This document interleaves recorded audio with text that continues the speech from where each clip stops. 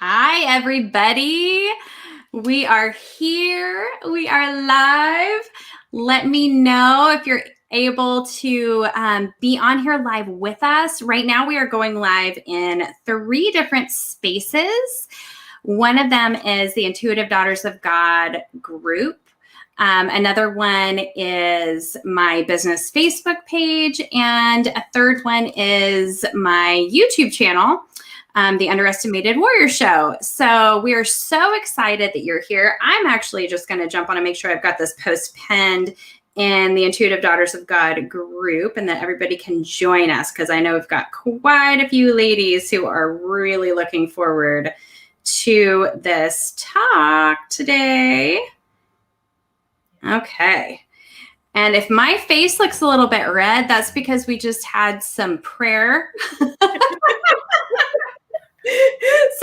some fiery prayer.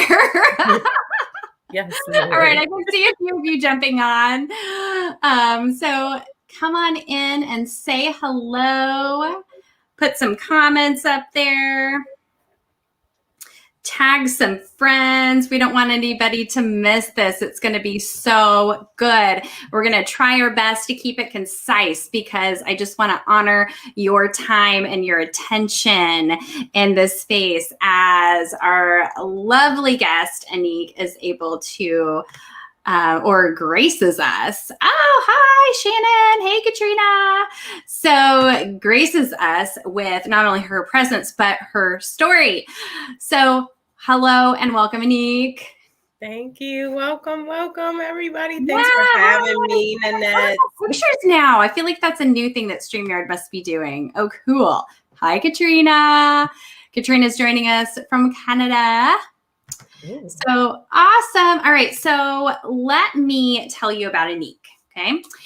Annique Barber, also known as Unique Annique, is the Chief Stewardship Officer at Amplified Office, the Chief Operations Officer at, is it Zoe? Yep, Zoe. Yeah, Zoe Business Solutions. And most importantly, she is the chief boss, single mom to 2 amazing kids in Maryland, USA.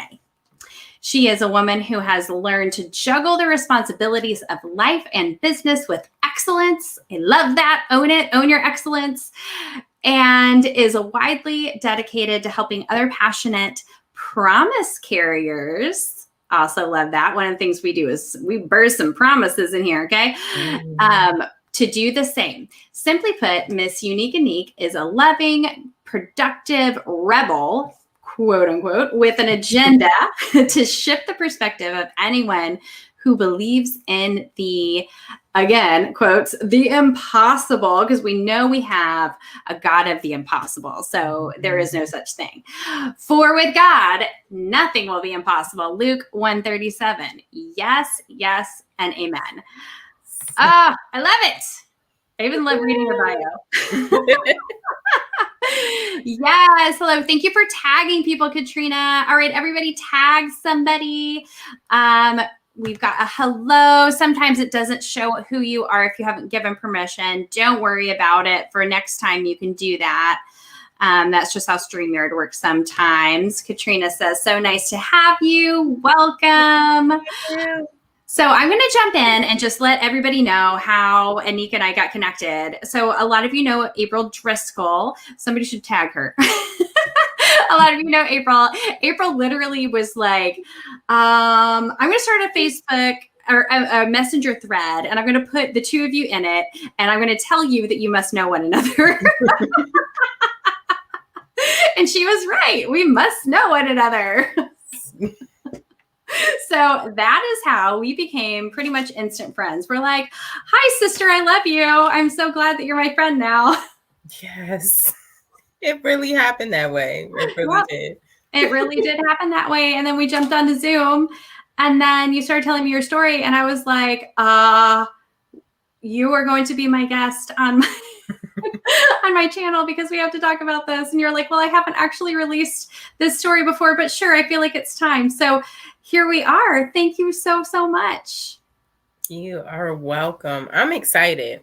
I'm excited for what God is doing because, you know, when you have rough patch stories, it's like, God, you got to redeem this. Do Yeah. something to redeem this. So, me just being here and sharing this story so that hopefully other women will get breakthrough from hearing this. This is my redemption. Like, this is my redemption piece. And so, I'm super, super excited to be here. Yes, I'm so excited too.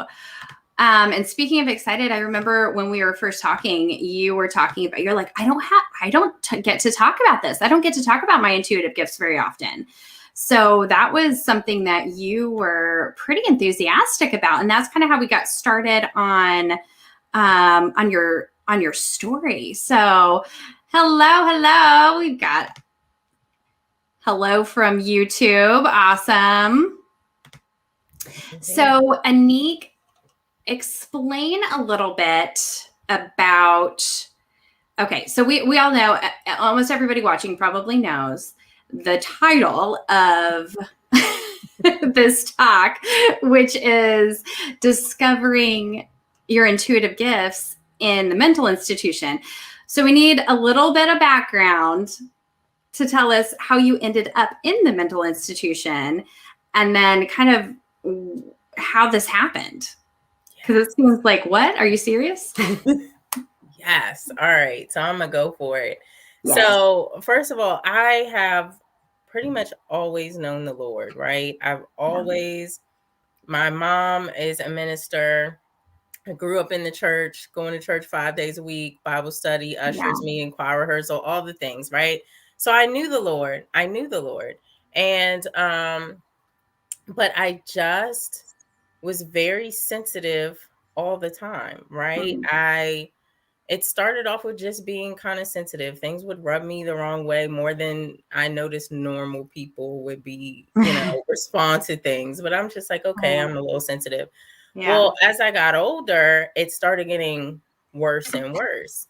And so I went through a 16-year period of just battling chronic depression, anxiety. Like I'm having these issues, I'm having these feelings like I just wanted to die. What was very interesting though, it was like I didn't want to commit suicide necessarily, but I just wanted to die. It was like just praying, God, please, like I don't want to wake up. I can't do this. Please take me.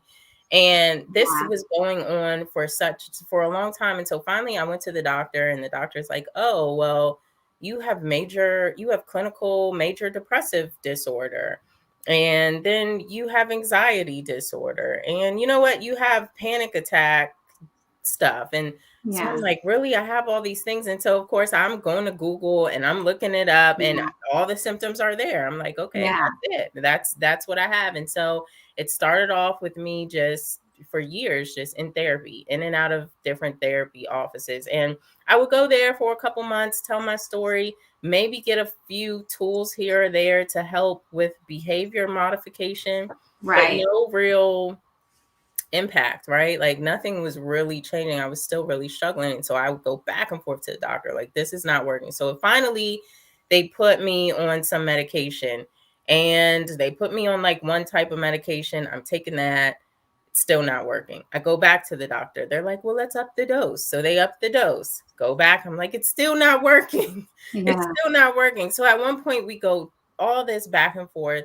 And at one point I was on 5 different psych meds a day.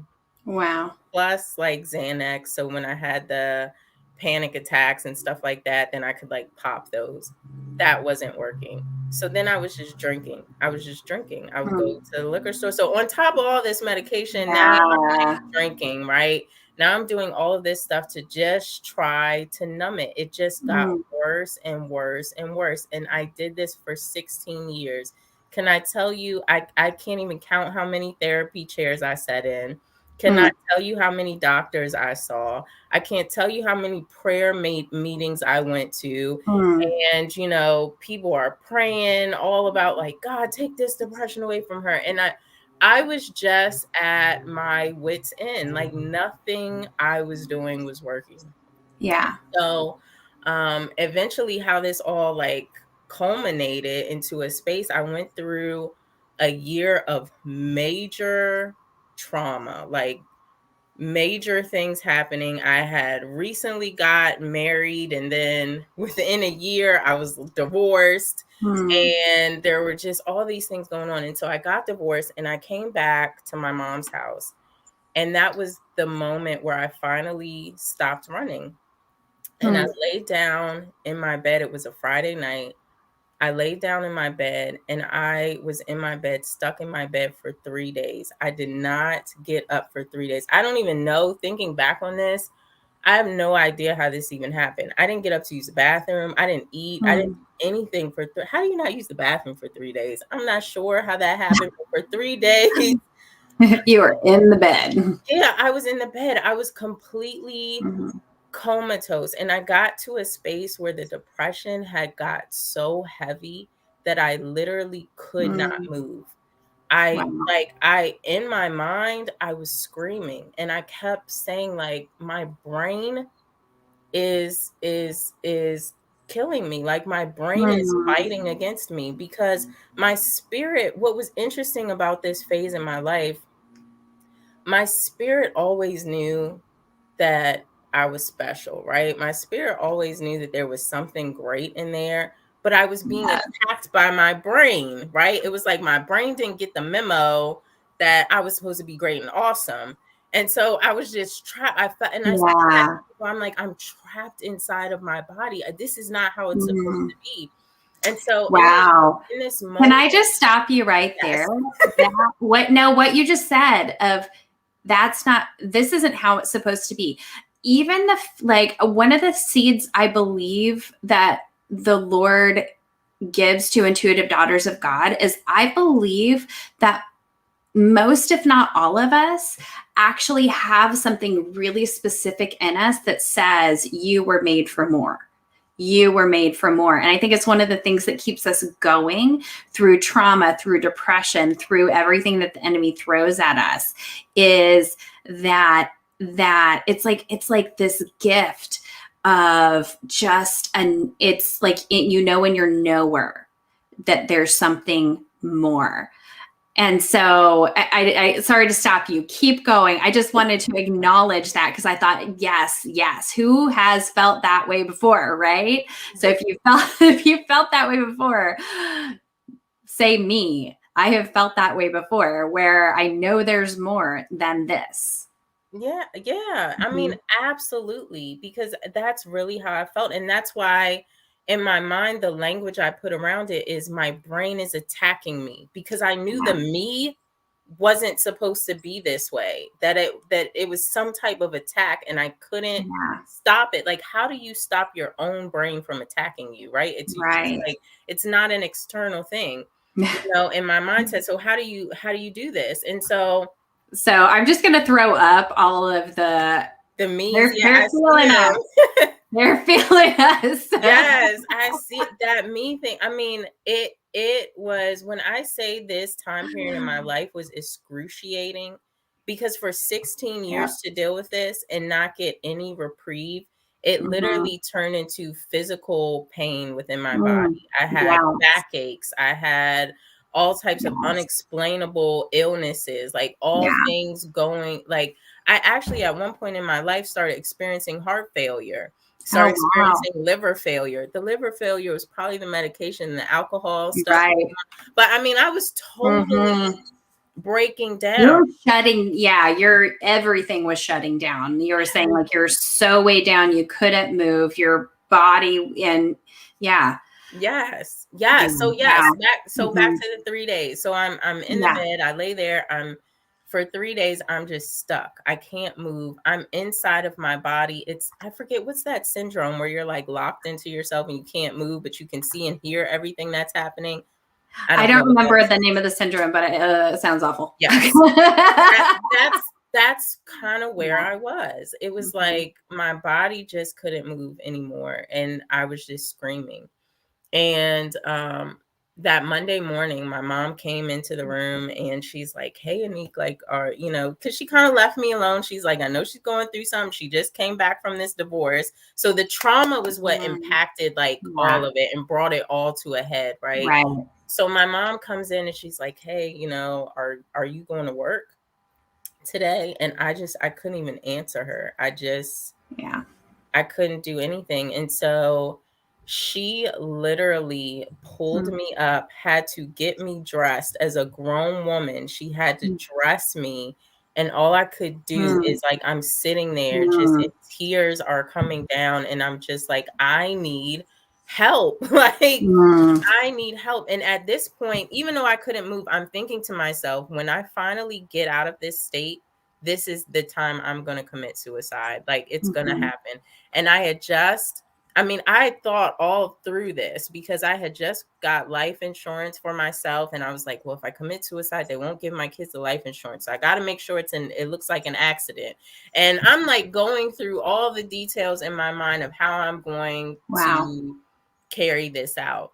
Yeah. And so when my mom comes, she's like, you're not okay. And I finally, at that point, I was like, no, I'm not okay. Because in this 16 years, I had never planned my suicide. Like, that didn't happen. Right. Until this moment, Yeah. I'm like, okay, I'm not okay. And so she got me dressed and she said, what do you want to do? And I said, we got to go to the hospital. I need help. Like, I need help. And so she literally held my hand, took me down the stairs. We got in the car, went to the hospital, and I checked in, right? And so the first thing you do when you voluntarily check into a hospital is they're like, well, let's make sure there's nothing medically wrong with you yet. And so they pull me to the back to try to take my blood and do all these tests. Well, there were no rooms there. So they literally had me sitting on a stretcher in the hallway, and there's all this movement, all this stuff going on,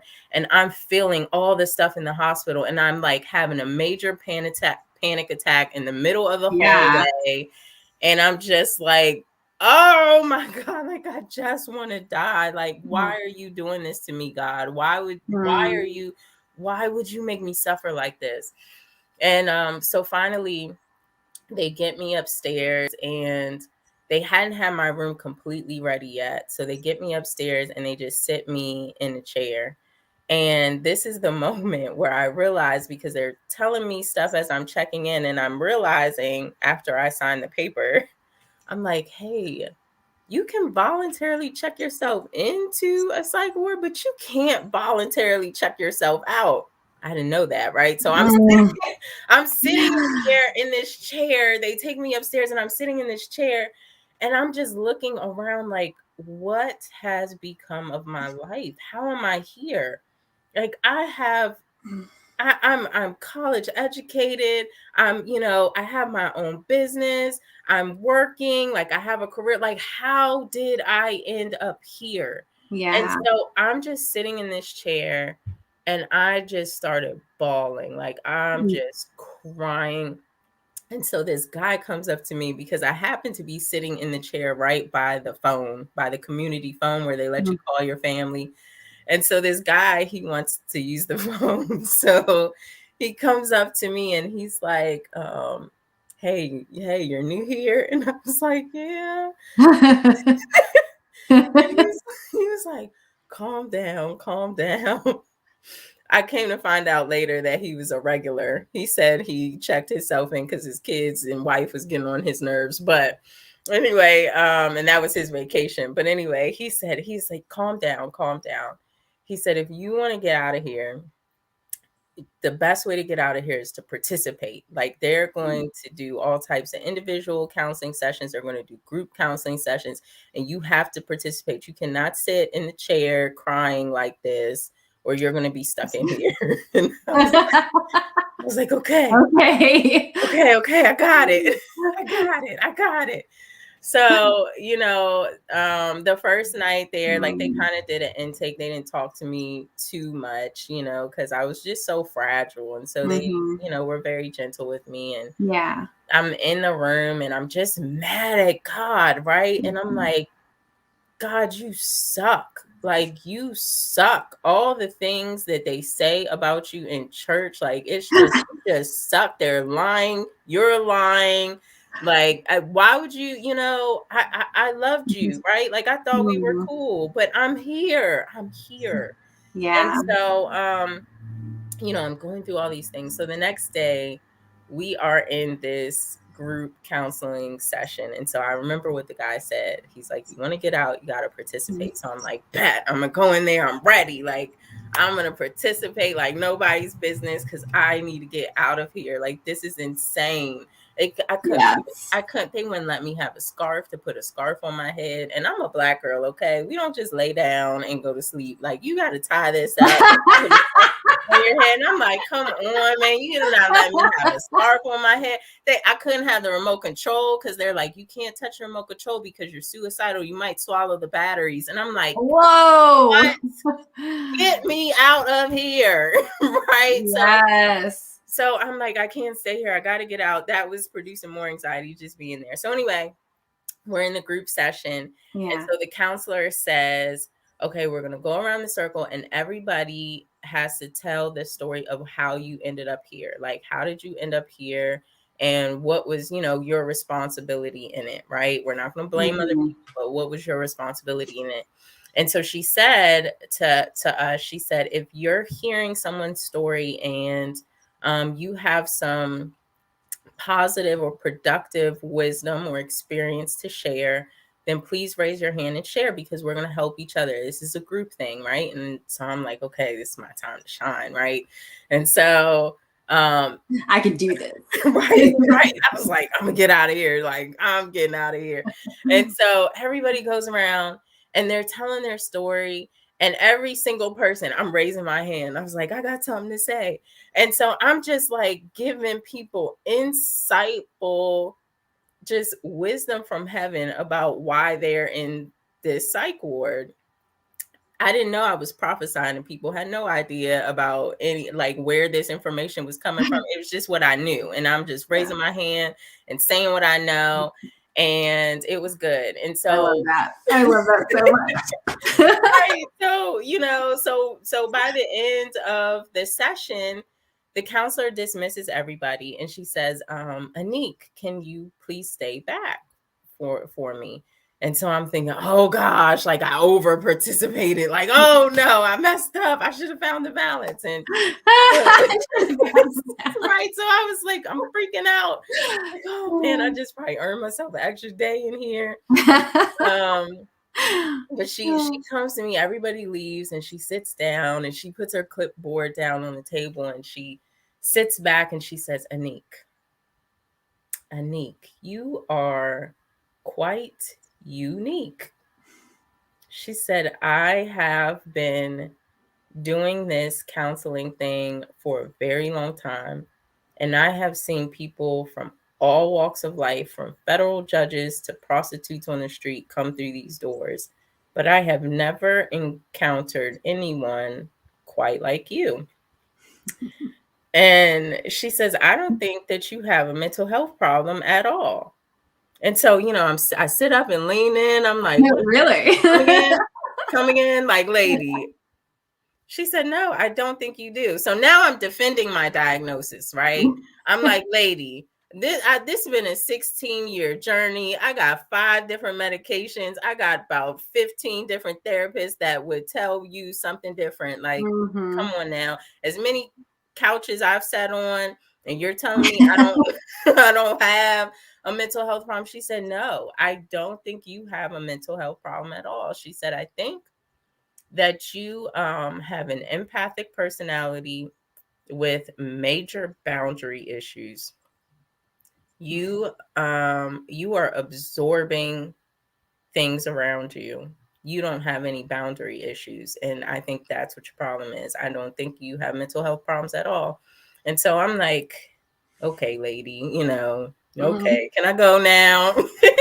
And, but that kept ringing in my head. And I'm like, there's something to that. So she dismissed me. She's like, go ahead, go back to your room. And, that just kept sticking with me. And so fast forward a couple days, they finally released me. I go home and I am Googling everything I can find about boundary issues and empathic people. Cause I'm like, if this is it, God, like, come on, like, let's figure this out. Yeah. And I did. When I looked up empaths, I was like, oh my God, this is me. This is me. This is who I I am. absorb all the things. Right. And I was like, why was this never an option on the check-in sheet? Right? Like, with all the therapists, I was like, oh my gosh. And from that moment, I started researching like natural herbs, and I started the process of weaning off of all of this medication that I have been on for 16 years. And I started looking for everything I could find about empathic personalities and establishing boundary issues and all these things. And so I finally figured something out. And then, my next question was like, okay, God, this is cool. Thank you for this information, because I have some freedom now. But like, why though? Why you make empaths? Like, why? What is the point of, Are we just the pin, like, so are we just the pin cushion of the body of Christ? Is that like what we're here for? Is just to like take all the hits and then, right? Because sometimes it feels that way. Yeah. Where it's like, am I just here for everybody else to throw their stuff at so they don't have to carry it anymore, and then I have to carry it, and then God just must not like me very much because he's making me this person just has to carry around all this stuff, right? Like, is that Yes. is that the kind of process you go through? Yeah, that's what I thought. And then he switched the perspective on me, and he's like, Annique, you're like a superhero. This is like a superpower. You are able to feel what's happening around you and put language to it, even when other people can't. And there's an aspect of healing that you can bring to people. And so anyway, there's a whole nother chapter of this story, but I eventually understood. He started teaching me about intercession, and he's like, you're supposed to feel these things and be aware of them, but not absorb them, and come to me and ask me for the next steps. Like, God, why am I feeling this? And so what I realized is all of these things that I'm feeling and knowing, and all this stuff that's happening around me and that I'm aware of, it's all just information. It's data. It's what is happening in the earth, so I can take it to God and say, what do you want to do about this? And then once I do whatever God says for me to do, it's released. It's gone, just like that. And then I move on to the next thing, and I'm like, wow. So I'm going to tell you, like, since I figured all this out, I've been on a rampage, right? Like, devil, you stole 16 years from me, lying to me, like, on all of this stuff. So my heart is to like help other people realize you are not broken. Yes. There is nothing wrong with you. You're literally a walking superhero on this earth, right? And so I say all the time that a lot of times your greatest strength can also become your biggest weakness if you don't know what's going on with you. And so for me, that was my greatest strength. And now that I know who I am and I actually know what to do with this gift and I operate in it, oh man, I'm taking so much territory for the kingdom, like, girl, and I'm excited about it, like, excited. I love it. I love it. I am going to bring us back to a couple of things you covered. And okay, so one of the things, I just want to clarify something really quickly, because for anybody who's in the Intuitive Daughters of God group who's watching in there, in the guides, I have some trainings that are specifically about empaths. Okay. And is it okay to call yourself an empath if you're a Christian? And like all of these kind of questions that people have about that.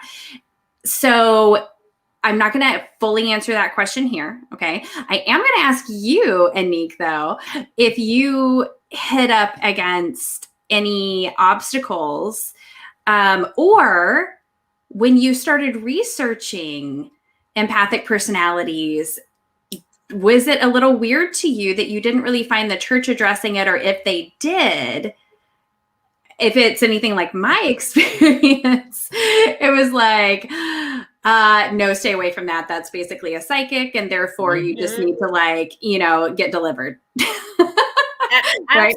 Absolutely. I ran into that. And I think that, you know, that's one of the reasons that God kind of put that, for lack of a better word, rebel spirit in me, because I push against the grain, right? Yeah. And I'm the one that's like, I'm going to do everything you tell me I can't do. Yeah. Just because you said I can't. And so with that, one of the things that God was really instilling in me during this time of research, he was saying, Annique, the enemy is not a creator at all. Like it's like he takes what's already been created by God. He takes one little shred of truth and then he mixes it up with all of his lies and calls it something else. And so I will say, if there's psychics in this world, then there's a kingdom version of that, right? If there's like everything that you see in the enemy's camp, because he can't create anything. Yes. There's kingdom version of that. So that's one of the things he takes something from heaven, a God idea, a God creation, and then twist it, and then has a what's the word? I was going to say copy, but that's not the word I'm trying to say. I was trying to think of the word. What is it with money? What do you do? Gosh, somebody knows this. Put it in somebody can read my mind. You need to put it in the chat right now. What am I trying to say? Yes. Like, I was trying to think of it too. I was like, it's not copy. It's a fraudulent. No. That's not it either. But you know what we mean. Okay, it starts with the C. I even know that. So anyway, I keep wanting to say copyright. Counterfeit. Thank you. That's the word. Thank you. Yes. Counterfeit. Thank you, April Vaughn, who is watching on YouTube. And you know April, right? Like, yes. Hi, she's April. on my team. She's on your team. See, I snooped on your website. I snooped on your website and I'm like, oh, I know her. Oh my gosh, yes. Counterfeit. Thank you, April Vaughn. So exactly. And you know what's interesting, just super side note, here's how you really go in for discernment about counterfeit. You have to go straight in for the real deal and become so familiar with it. When I was a bank teller, they did not bring in a bunch of counterfeit bills to have us see like, oh, here's the difference between these. What they said was, you need to spend time with the real money. You count that real money. And then every once in a while, they would bring like, oh, well, feel the difference between these. Okay, yeah, like you can tell that one's not real, but you know it because you're so familiar with the real deal that you know when there's something just a little bit off, that it's a counterfeit. And so anyway, sorry, I wasn't planning on bringing that up. That was a side note. But no, that's so good though. that's so good. That's so good. I wanted to tell you something that the Holy Spirit dropped in my spirit when you were talking about the catatonic state. Right? He said what the enemy meant to be catatonic, I used to be catalytic. Yes. Yes. That's a good one. Somebody write that down. I love that. I love that. And it's so true, because I look back at this now and I'm like, it was the best of times and the worst of times, right? It was the absolute worst thing at that point in my life that I had to experience. It was embarrassing. It was like all the bad feelings, all the things. But I thank God for that experience, because being locked up in that space broke me free, right? Like if I had to do it again, I would do it again, because it shifted everything for me. Everything. So that is so good. It did. It was very catalytic, that experience. Yes. Awesome. Well, you know, it's something else that I feel like was really catalytic for you that you touched on, but I wanted to just like really go in for, was when you were honest with God. And that actually preceded your breakthrough. And that's something that I don't think that as the body, as the church, with our teachings and our trainings, like, I don't think we talk about it enough as a whole. I think we need to talk more about it, because so many breakthroughs are directly preceded by just getting honest with God, and really honest with ourselves is tied up in that, because sometimes we're like so busy trying to be a certain way, or to please God, or to do like, we're just trying to do our best, right? But we end up sometimes putting up a front, especially those of us who, because we felt weird, or we felt crazy, or we're worried about what people are going to say about us, or whatever. Basically, we get trained to like hide what's really going on, and to put up a different kind of front, right? And so Absolutely. being honest with God is so important. I will tell you, it was the week before last when God was like really telling me, like, no, I seriously want you to homeschool your son. I threw the biggest fit ever. It was like a 3-year-old in an adult body. And I'm not talking 2-year-old fit, because they're kind of cute. 3-year-olds aren't nearly as cute when they throw a fit. This was not cute. I threw the biggest fit about it. And it ended with me picking up a towel and throwing it at the wall and saying, and that's how I feel about that.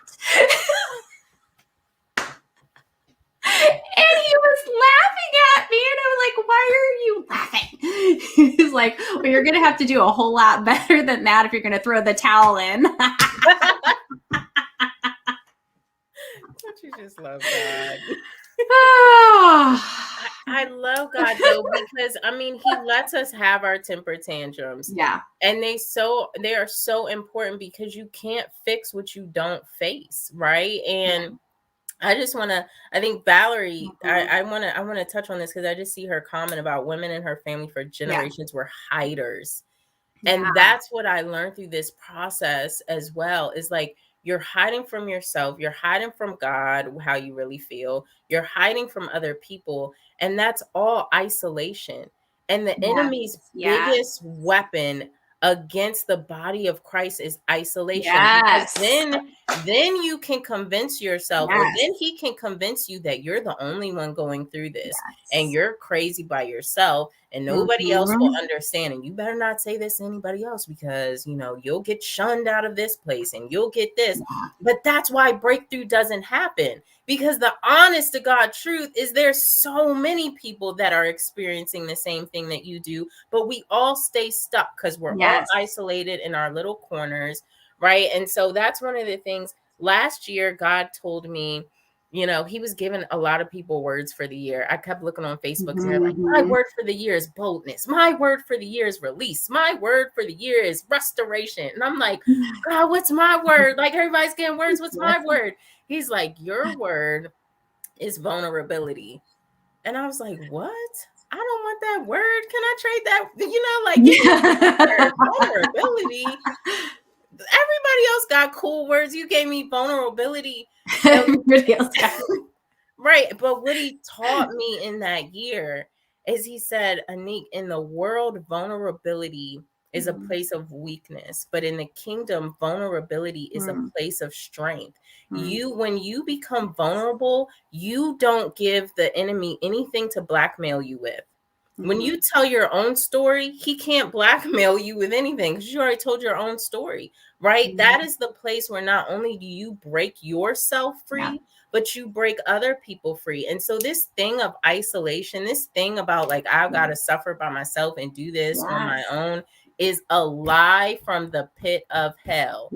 Like, it's a lie. So anyway, to bring back what you said about really just getting honest with the Lord, you're right. That was a pivotal moment in this shift, right? Just saying, I'm mad at you. I don't like you, God, and I think you have failed me. And he was like, okay, thank you for finally being honest. So now I can show you why you're wrong. Like, now I can deal. Now we can move forward. Right, because you finally said how you felt. Like, you finally told me the truth of how you felt. So now let me replace that truth with my truth, and we can move forward. Yes, and amen. That is so good. I love it. So the last thing I wanted to have you kind of repeat, and then I want you to share about what you have going on in your world, okay, currently. But what I would love for you to tell us one more time is what your process is. What is your process of going from I'm feeling assaulted by the emotions and by the things, by the feelings, by the world, by the atmosphere. Okay. I'm starting to feel assaulted. I'm feeling closed in. I'm feeling overwhelmed. Okay. Tell us again, what is your process as a superhero? So, yes. So, my process, first of all, is really that intimacy with Yeah. God. That's the foundation. Okay. Like you said, it's not about trying to pick up everything else, pick up the counterfeit, but when you understand the real thing, then that's your foundational piece. So, Amen. that's the first Yeah. thing. You cannot carry this gift without being in true relationship with God, not your mom's relationship, not your dad's, not your husband's, not your pastor's, but your own personal, intimate relationship with God. So there's your foundation. All right. Practical steps though. I wake up in the morning and I just take inventory of how I'm feeling. Like, how are you feeling today, Annique? What's going on? And I'm like, okay, I'm cool. I'm doing good. And so as I move throughout the day and I'm feeling different things that are happening and I'm feeling my emotions fluctuate and I'm feeling like those little bipolar moments, right? Where I was cool 1 second and now I'm not. I'm like, hey, that's not mine because nothing happened to me that goes with this emotion right here. So I'm not going to claim that. I am not going to come into agreement with that as my own. So then it's like, hey, dad, I'm feeling anxiety right now. What is this? Who does this belong to? And immediately he lets me know. Sometimes it's a person, I'll see a face, I'll just see somebody's face in my head, and then I'll just start praying for them. I'm like, well, what do you want to do about this, God? And so usually it's very simple. We're playing opposites here. If you're feeling anxiety, then you pray about peace. If you're feeling anger, then you pray about love. If you're feeling fear, right, you pray for boldness. So that's kind of thing. I'm like, okay, I'm feeling anxious, and I'm like, who is this for? Sometimes it's for an individual person. Sometimes it's just the area that I'm in. Like I'm picking up on what's happening in the space that I'm in. And so I ask God about it, and he tells me, and then I just pray about it. I release whatever I need to release, and I just keep praying until I feel a release. And then it's that release. I mean, you feel it. Like it's all of a sudden, okay, I'm stressed out. I'm sad. I'm upset. I'm just going to pray. I'm just going to take this to the foot of the Father until I feel the release. And when my work is done, right? Because of that moment of feeling that, what I call them is prayer burdens. I'm feeling that emotion. I'm feeling that stress. That's a prayer burden that the Father has placed on me. Like, hey, I'm trying to get something done in the earth. And for whatever reason, I can't directly contact this person because they're either not listening to me or there's too much trauma or there's too much blockage. So I need you to be on assignment right now, daughter, to pray them through this. Oh, that's good. And so yeah. I know. I like that. I like that, that kind of reasoning behind it and that partnership aspect, because like Holy Spirit is not being paid attention to, basically. And he's saying, well, that this person isn't paying attention, because they've got things that are blocking that. Right. And so you being on assignment, man. So that's a whole other, the intercession. I love your heart for intercession, by the way. And I really want to have you on another time to talk about intercession, because I know that's like huge for you. That's like your main message is actually about intercession. And you and I talked a little bit about it. Such a cool conversation. So different than I've ever heard intercession talked about before. Speaking of things you're doing right now, tell us about your summit. So, look, Fancy typed out your whole process. Awesome. Thank you, Fancy. That's awesome. Yay. Yes. Gold star for you. Thank you, Fancy. Oh, so good. So you have a summit that you're running. I want to hear about it. Yes. Okay, so my primary business is Amplified Office, and so we offer administrative support for entrepreneurs, and it's a little more complex than that. We focus really on organizational infrastructure Mm. development. So all of your dreams and goals, how do we pull those out of you, get them well defined, and then set up the structure for you to be successful? So we pull stuff out of your heart and manifest it onto the earth, right? We give you all Awesome. the tools that you need to do the thing. And so years ago, God gave me just kind of my framework on, okay, well, how do you do this for people? And so what he gave me was a framework called MODA, MODA. And so the M stands for mind management. So really helping people understand who they truly are. Understand that I don't care how great you are and how much knowledge you think you have about yourself. We are all products of social conditioning, right? And so really helping people to recognize the areas of social conditioning in their lives that are not productive, that are not helping Yeah. them move towards their unique purpose, right? Yeah. So we do that. And then the O is organization. Now that we know who you are, now that we know what you're here to do and how you function uniquely, different than anybody else in the world, now we can organize and prioritize your goals and start building the systems around how to make this thing happen. And then D is delegation, understanding that no matter how much of a superhero you are, you cannot complete your God-given assignment on your own. You can't. God created us all to be a body, one body, right? Yes.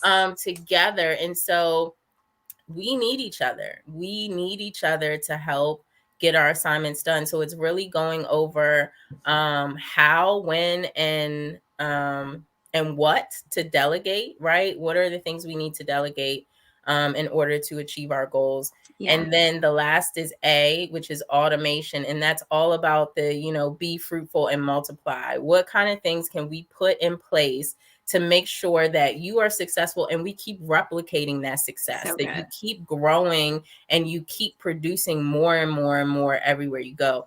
And so this September 27th through the 30th, we will be doing the first ever Kingdom Motivation Summit. And Yay! it is free. It's a 4-day summit. It's free. Please sign up and get in. There's no reason why you shouldn't, because it's free. Yeah. So But this is for like business owners and those who are maybe even on teams of businesses that are like, kingdom businesses, whether it's entrepreneurship or whether it's even maybe even nonprofits would benefit from it, just depending on how they're proceeding and stuff like that, right? And even if you haven't started a business yet, but you're pregnant with possibility, Yeah. God's calling you to do something, Yeah. this will help you. The goal of this Yeah. is at the end of this, I promise you, because part of my mandate on this earth is Matthew 6:10, on earth as it is in heaven. And so I'm a glory carrier. You Yes. show up, you will encounter God. So part Yeah. of this is really encountering God, Mm. shifting your perspective, getting a greater understanding of who you are and how you're positioned into this world, and then giving you, at least by the time we're done with this summit, you will have the next steps to do the thing that God told you to do. Like, you will at least be able to take the next step into doing what God told you to do. And the beautiful thing about this is what God's been showing me recently as I've been putting everything together for this. This framework can be applied to pretty much any area of your life, right? Being a mom, being a Right. wife, being at, like, how do you get the things done? Because being a mom is just as important as being a business owner, right? You're running a whole household. You're Yeah. managing a team, right? Yes. You're doing all the things. You're managing your finances. You're doing all the things. So how can you, you can use this framework to truly transform your life. So if you're pregnant with possibility, if you have a business currently, that you're just getting started, or if you're well established, but you're, finding yourself kind of stuck in like, how do I get to the next level of my business? Yeah. This summit will absolutely help give you the next steps to move forward. So good. I'm so excited. And I'm going to be in your summit too. So yeah, contributor. So awesome. Okay. So I put in the comments, I put the link to registration for the summit, and it is a free summit. And like it says on here, it's September 27th through 30th. So I wanted to, I wanted to say thank you so much. This is so good. And to your point of not being isolated and joining together, I know quite a few people are watching inside of the Intuitive Daughters of God group. For anybody who's watching on YouTube or is watching on my business page, I wanted to give you the link to this group. This is for Intuitive Daughters of God. It is facebook.com/groups/underestimated warriors. Yes, get in the group. Get in the group. Get in the group. And we'll have to come together. It's so important. It's so important.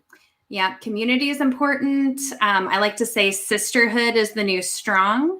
One of the things that the enemy has done, and this is another half-hour talk, but so we won't get to go down this road.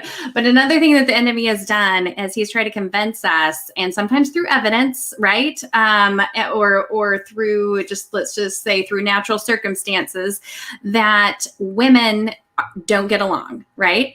That we aren't able to work well together, that we don't not only even, but I would say even sometimes, especially in like church groups and stuff like that, like bad experiences at a Bible study or, or on the worship team or name it, right? And so that is actually a lie from the enemy. God has created us to be a sisterhood, to love one another, to come together, to support one another, to do it from a place of a pure heart where jealousy and competition don't have anything to do with it. We're not tolerating that in this space. We are here, and that's not to say we're not we understand sometimes that it comes to the surface. But when we see it bubble up to the surface, that's the clue right there. Like, oh, hey, God's helping us, giving us an opportunity to jump in, show grace, and get rid of that junk that we've been fed. Honestly, we've been fed these lies, and so sisterhood is the new strong. Please join us in the group. If this conversation meant anything to you, then you might be an intuitive daughter of God. So, and if any guys are watching, now we're on the replay. We love you. You're awesome, but you're not a daughter. So go join a son's group. We're glad you're here, though, watching the replay. So, oh my gosh, I love you so much. I love you too. I hear Shannon's on here. I saw April was in here too. Shout out to all of you sisters.